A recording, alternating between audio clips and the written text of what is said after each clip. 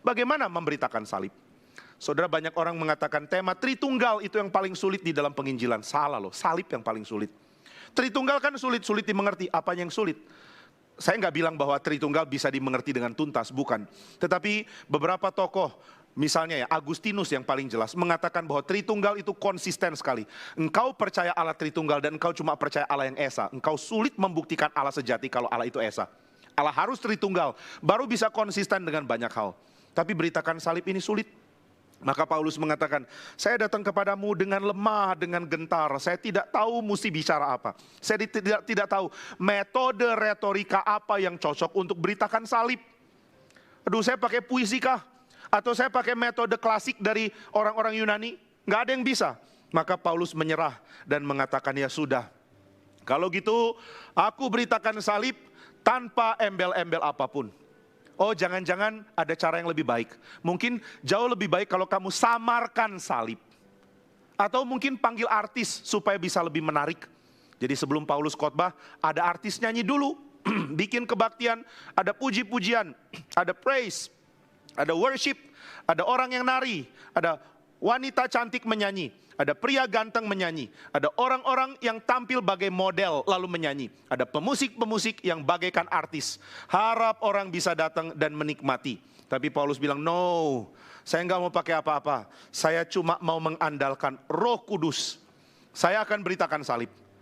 Sembunyikan dong, jangan langsung to the point, nggak bisa.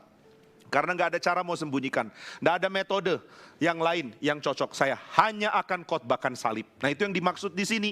Paulus tidak sedang bilang jangan tahu apapun selain Kristus ya.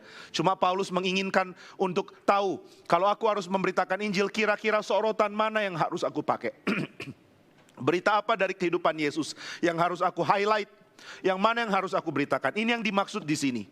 Banyak orang kalau baca Alkitab gampang menerima hal yang salah. Akhirnya tidak konsisten menerima kisah Injil.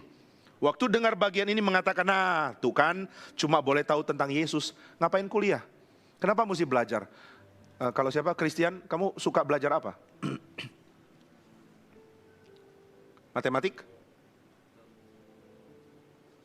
Ilmu sosial? Nggak boleh, harus Yesus. Hanya belajar Yesus. Pak William belajar kedokteran? Tinggalkan Pak, itu setan. Harus belajar Yesus. Apa itu yang dimaksud? Kan Paulus bilang, aku memutuskan gak tahu apapun selain Yesus. Waktu ditanya, wali kota Korintus siapa? Yesus? Aku gak tahu, aku cuma tahu Yesus. Bukan, yang dia mau tekankan di sini adalah, waktu aku pidato, aku sampaikan apa?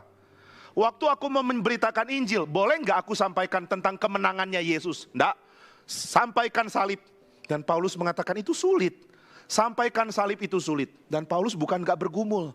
Dia pikir, aduh sampaikan apa? Lalu dia putuskan, enggak, saya akan sampaikan salib. Kamu bisa dilempar batu, biar dilempar batu. Kamu bisa diusir, biar diusir. Aku hanya mau sampaikan salib. Ada konteks ya. Maka saudara jangan takut belajar apapun. Tapi waktu saudara mau presentasikan Kristus, jangan lupa Tuhan ingin ditekankan berita salib, bukan yang lain.